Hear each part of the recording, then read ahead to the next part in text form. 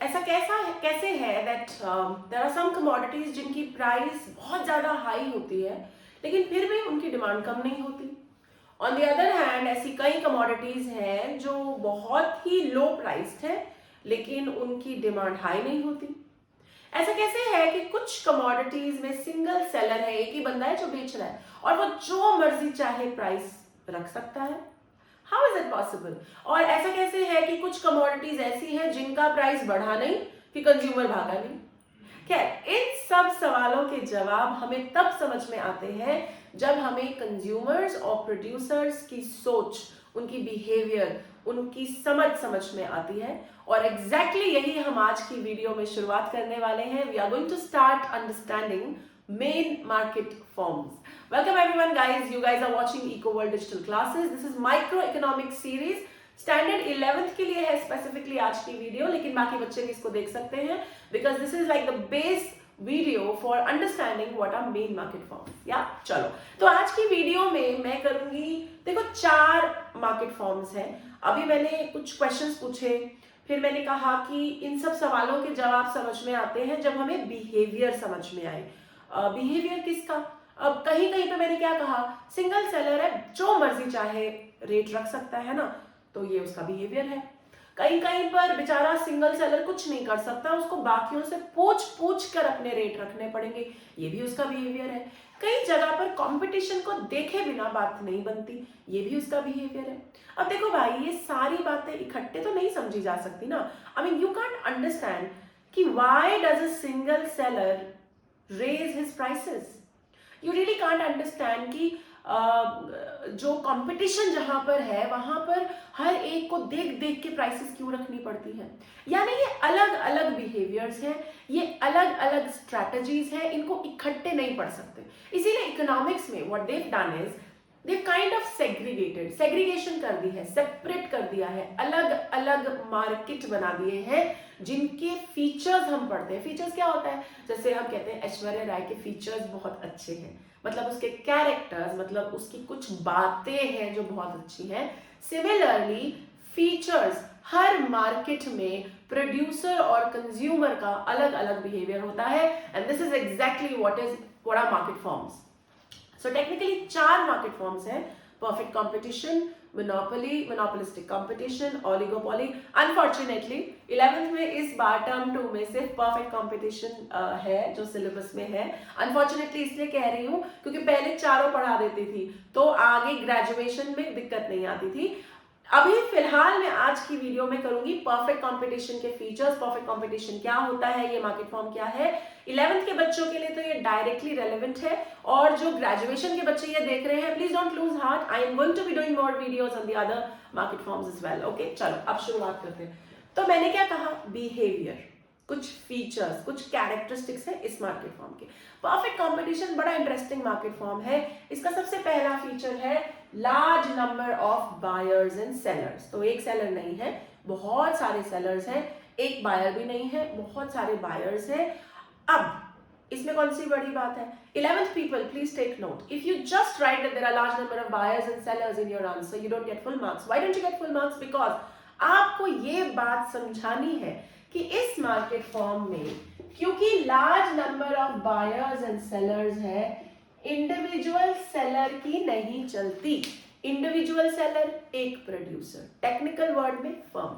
So you got to understand, one producer means firm, many producers put together of that particular commodity mean industry। मतलब अगर मैं pen बेच रही हूँ, एक सेलर हूँ, तो ये फर्म। अगर बहुत सारे सेलर्स पेन इकट्ठे बेचने लगेंगे, मतलब lot of industries, let's say 30 industries है यहाँ पर, एक बॉल पेन बना रहा है, एक पॉइंट जेल पेन बना रहा है, तो ये सारी इंडस्ट्री होगी, ठीक है।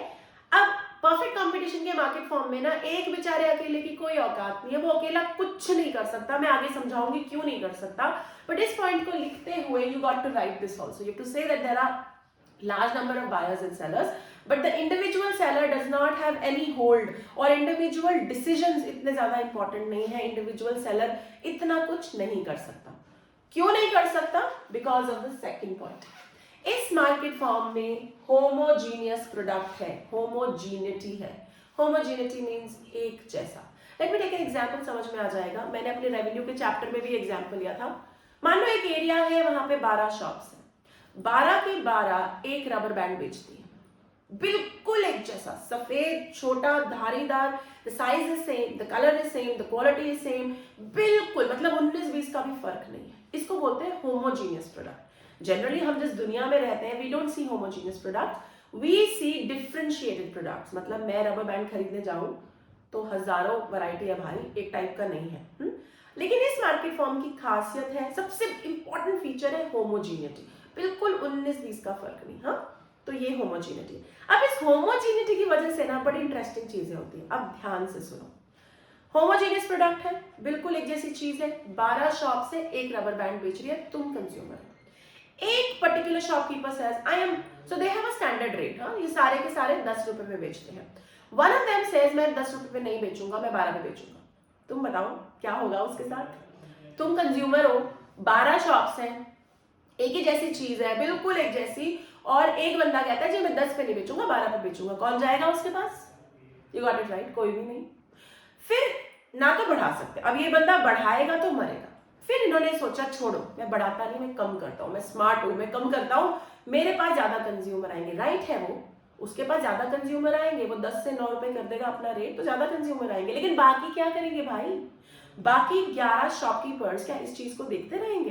बिल्कुल नहीं, तो वो भी अपना रेट कम करेंगे, है ना। तो प्राइस बढ़ाएगा तो मरेगा, because nobody is going to come to him, his demand is going to be zero. Please remember, his demand is going to be zero. ये क्वेश्चन आता है कहीं बार, ये उसकी डिमांड जीरो हो जाएगी। लेकिन अगर वो प्राइस काटता है तो the remaining shopkeepers, the remaining sellers will also do the same, they will also cut their prices. Overall industry का नुकसान होगा क्योंकि प्रॉफिट्स कम होंगे। और ये सारा घोल घपाटा क्यों है? Because we are dealing with a homogeneous product. Consumer को समझाना भी तो है कि तुम किस चीज के रेट बढ़ा रहे हो भाई, एक ही जैसा तो प्रोडक्ट है, रेट ना बढ़ा सकते ना कम कर सकते। तो होमोजीनिटी का मतलब है बिल्कुल सेम प्रोडक्ट है, and because of this the prices have to be constant. ये देखो, अब मैंने यहां पर एक 7th पॉइंट लिखा है फीचर का, होमोजीनिटी है, इसीलिए प्राइसेस कांस्टेंट रखनी पड़ती है। क्यों? देखो, अकेला बंदा ना प्राइस बढ़ा सकता ना प्राइस कम कर सकता। तो मेरी पहली वाली बात याद करो, individual seller can not take any decisions. Price is a decision that is generally in the hands of a producer. Producer price decide करता है, लेकिन भाई इस मार्केट फॉर्म में ना खुद से बढ़ा सकता ना घटा सकता, क्योंकि दोनों में मरेगा। तो क्या करना पड़ता है? अब क्या करना पड़ता है? तो सारे ये 12 के 12 शॉपकीपर्स बैठेंगे, दिमाग लगाएंगे, और जो ये 12 रेट डिसाइड करेंगे उसी रेट पे हर शॉपकीपर अपनी कमोडिटी को बेचेगा।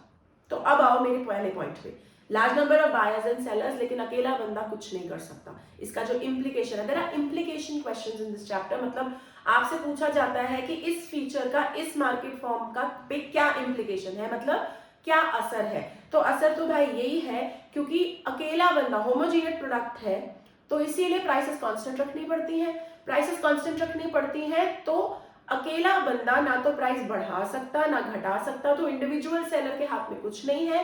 तो फिर किसके हाथ में है? इंडस्ट्री के हाथ में। तो यहां तक आई होप तुम्हें क्लियर है कि होमोजीनियस प्रोडक्ट है, और क्योंकि होमोजीनियस प्रोडक्ट है इसीलिए प्राइसेस कांस्टेंट रखनी पड़ती है। ठीक है, अब क्योंकि इंडिविजुअल प्रोड्यूसर ना तो प्राइस बढ़ा सकता ना प्राइस कम कर सकता, इसीलिए वो क्या करता है, वो खुद बैठ के तो प्राइस सेट नहीं कर सकता, तो वो क्या करता है, वो 12 के 12, हमारे example, we taken an example of 12 shopkeepers, so this 12 shopkeepers get together, इकट्ठे मिलते हैं, एक रेट सेट करते हैं, और वही रेट सारी इंडस्ट्री के लोग, सारे शॉपकीपर्स उसी प्राइस को लेके चलते हैं। एंड दैट इज व्हाई इस मार्केट में जो फर्म है ना वो प्राइस टेकर है।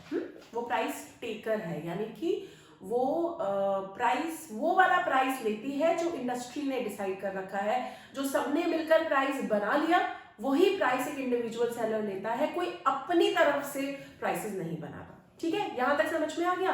तो हमने क्या कहा, large number of buyers and sellers है ना, तो एक बंदा की कोई औकात नहीं है, वो अकेला बंदा कोई डिसीजन नहीं ले सकता, क्योंकि होमोजीनियस प्रोडक्ट है, ना तो प्राइस बढ़ा सकता ना प्राइस कम कर सकता, इसीलिए रखनी पड़ती है प्राइसेस कांस्टेंट। और तो और अकेली फर्म अपने प्राइसेस सेट नहीं कर सकती, they will follow what the industry says and that is how they are price takers. यहाँ तक क्लियर है ना? अब चलते हैं अगले पॉइंट पे. अगला पॉइंट है हमारा परफेक्ट नॉलेज और परफेक्ट मोबिलिटी. बहुत ज्यादा इंपॉर्टेंट पॉइंट्स हैं, क्वेश्चंस बहुत पूछे जाते हैं इस पे, स्टैंड अलोन क्वेश्चंस बहुत आएंगे. परफेक्ट नॉलेज पहले समझते हैं. एक बात बताओ, तुम मार्केट जाते हो, कोई चीज खरीदने जाते हो, क्या तुम्हें उस, फॉर एग्जाम्पल तुम एक बुक खरीदने जा रहे हो तो तुम्हें क्या उस बुक की रॉ मटेरियल कॉस्ट कितनी है, प्रोड्यूसर का प्रॉफिट मार्जिन कितना है, प्रोड्यूसर को टैक्स कितना देना पड़ा, ये सब पता होता है?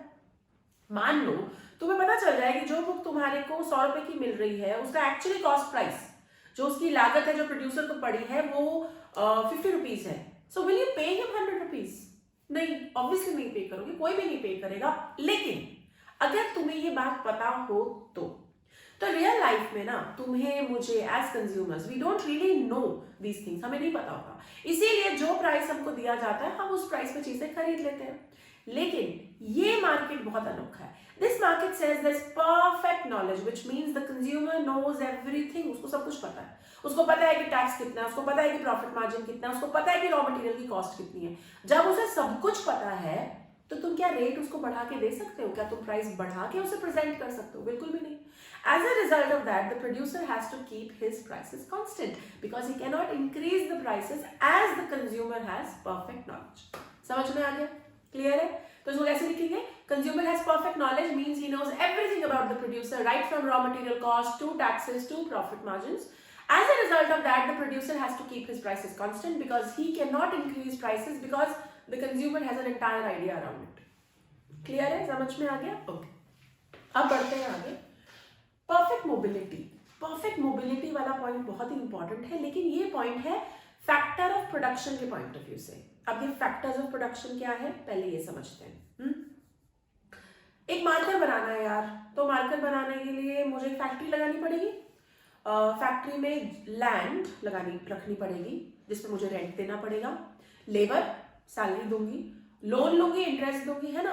तो यानी there are some factors of production जो मेरी प्रोडक्शन प्रोसेस के बेस है, नेसेसिटी है कि नहीं? यहां तक क्लियर है? ओके. अब अगर ये फैक्टर्स ऑफ प्रोडक्शन जिन्हें मैं कॉस्ट ऑफ इनपुट्स कहती हूं, अगर ये महंगे हो गए मेरे लिए, तो क्या मैं अपनी कमोडिटी का प्राइस बढ़ाऊंगी? हाँ कि ना? हाँ, बिल्कुल बढ़ाऊंगी, है ना. तो बात ये रही कि जब कॉस्ट ऑफ इनपुट बढ़ता है तो प्राइस भी बढ़ता है, क्योंकि अगर मुझे पीछे से प्रोड्यूस करना, मतलब अब मुझे जो मेरी लागत है अगर वो ज्यादा है तो ऑब्वियसली कमोडिटी जो मैं बेच रही हूँ वो भी मैं महंगी बेचूंगी. So if the cost of input rises the prices rise, है ना. अब सवाल ये उठता है कि ये कॉस्ट ऑफ इनपुट क्यों बढ़ेगा? ऐसा क्यों है कि मुझे लेबर को ज्यादा सैलरी देनी है? ऐसा क्यों है कि मुझे लैंड पे ज्यादा रेंट देना है? तो इसका ना भाई एक ही तोड़ है, एक ही आंसर होता है हमेशा. इकोनॉमिक्स में रेट बढ़ने का, प्राइस बढ़ने का, there is only one reason. जब डिमांड सप्लाई से ज्यादा होती है तो प्राइस बढ़ते हैं. तो परफेक्ट मोबिलिटी का पॉइंट ना हमने लेबर के पॉइंट ऑफ व्यू से पढ़ना है. तो लेबर की वेज रेट बढ़ने के पीछे क्या कारण होगा? कि लेबर की जो डिमांड है वो ज्यादा है और सप्लाई उसकी कम है. मुझे 100 लोग चाहिए लेकिन मुझे मिल 50 रहे हैं, तो और 50 लाने के लिए ना उनको ज्यादा पैसे देने पड़ेंगे. ये लॉजिक है ना. अब ऑब्वियसली बात है, अगर मुझे वेज रेट बढ़ानी पड़ी ना तो मेरे को प्राइसेस भी बढ़ाने पड़ेंगे. अगर मैंने वेज रेट बढ़ाई, अगर मेरा दाम कॉस्ट बढ़ गया तो मैं अपनी कमोडिटी को महंगा कर दूंगी, प्राइस बढ़ाऊंगी ताकि मुझे नुकसान ना हो, राइट. लेकिन इस मार्केट फॉर्म में ना एक गजब बात है विच इज परफेक्ट मोबिलिटी. अब मोबिलिटी वर्ड क्या होता है? Mobility means the ease with which labour can move from one place to another. कितनी आसानी से मूव कर सकता है लेबर. तो मान लो झुमरी तलैया में डिमांड आ गई लेबर की, तो ये मार्केट कहता है जी लेबर वहां पहुंच जाएगा. 100 लोगों की डिमांड है झुमरी तलैया में, तो लेबर की सप्लाई 100 की क्रिएट हो जाएगी. हिमालय की चोटी पे जरूरत है 50 लोगों की, तो लेबर की सप्लाई 50 की वहां पहुंच जाएगी. यानी कि डिमांड और सप्लाई हमेशा इक्वल रहेंगे लेबर के. अब जब लेबर की डिमांड और उसकी सप्लाई हमेशा इक्वल रही तो पैसे बढ़ाने का सवाल तो आता ही नहीं, क्योंकि मैंने क्या कहा, वेज रेट कब बढ़ती है? जब डिमांड ज्यादा है, सप्लाई कम है. अब जब डिमांड और सप्लाई लेबर की हमेशा मैच कर रहे हैं तो वेज रेट नहीं बढ़ानी पड़ेगी, और जब वेज रेट नहीं बढ़ानी पड़ेगी तो प्राइसेस भी नहीं बढ़ाने पड़ेंगे. As a result of this prices are kept constant in this market form. तो परफेक्ट मोबिलिटी क्या है? Mobility is the ease with which labour can move from one place to another. इस मार्केट फॉर्म में perfect mobility है, मतलब लोग जहां demand है वहां पहुंच जाएंगे। रियल लाइफ में कोई जरूरी नहीं है ऐसा हो। If somebody says go to Himalayas and do some work, probably I won't go। Real life में हम लोग परफेक्टली मोबाइल नहीं होते, हमारी अपनी रिस्ट्रिक्शंस होती हैं। लेकिन इस मार्केट फॉर्म में हम कह रहे हैं कि लेबर की डिमांड जहां होगी वहां उसकी सप्लाई क्रिएट हो जाएगी। जब डिमांड और सप्लाई मैच हो ही गई तो वेज रेट नहीं बढ़ेगा, और जब वेज रेट नहीं बढ़ेगा तो प्राइसेस भी नहीं बढ़ेंगी। इसीलिए इकोनॉमी में प्राइसेस कांस्टेंट रहेंगे। ओके, यहां तक भी बात क्लियर है? ओके, अब चलते हैं आगे। आगे है सेलिंग कॉस्ट। सेलिंग कॉस्ट होता है एडवर्टीजमेंट का, मार्केटिंग का, प्रमोशन का कॉस्ट। सेलिंग कॉस्ट उस ऑर्गेनाइजेशन में या वहां पर ज्यादा देखे जाते हैं जहां पे डिफरेंशिएटेड प्रोडक्ट है। मतलब मेरी साबुन लगाकर आप गोरे हो जाएंगे, मेरी साबुन हरे रंग की है उसके आपके पिंपल्स हट जाएंगे, मेरे तो कोलगेट में नींबू है, नमक है, काली मिर्च है, आपके वाले में क्या है? So technically, the toothpaste is going to be the same, the soap is going to be the same, but the marketer wants you to believe that these two are different. Marketer चाहता है तुम्हें दिखाए कि मेरी साबुन इसकी साबुन से अलग है, और इसी को दिखाने के लिए उसको एडवर्टाइजमेंट करनी है, इसीलिए उसको सेलिंग कॉस्ट झेलनी है। लेकिन इस मार्केट फॉर्म में क्या अलग है? कुछ भी नहीं। होमोजीनियस प्रोडक्ट है, बेचारे एक ही वही थकेला रबर बैंड बेच रहे हैं या वही एक साबुन बेच रहे हैं, तो एक प्रोडक्ट दूसरे प्रोडक्ट से एक्चुअली में अलग नहीं है। तो क्या करोगे मार्केट?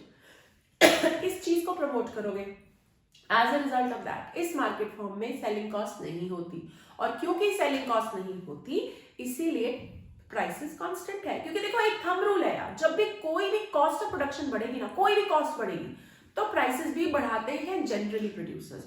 लेकिन अब अगर किसी कारण से प्राइस है, कॉस्ट ही नहीं बढ़ रही, कॉस्ट बढ़ ही नहीं रही, तो प्राइसेस भी नहीं बढ़ेगी, और इस मार्केट फॉर्म में प्राइसेस रहती है कांस्टेंट। क्लियर है? यहां तक समझ में आ गया? अब ट्रांसपोर्ट कॉस्ट। ट्रांसपोर्ट कॉस्ट कब आती है? कश्मीर में एप्पल्स बनते हैं, तमिलनाडु में नहीं होते, वहां से यहां भेजने हैं, इसीलिए ट्रांसपोर्ट कॉस्ट है ना। Demand is greater than supply cost है।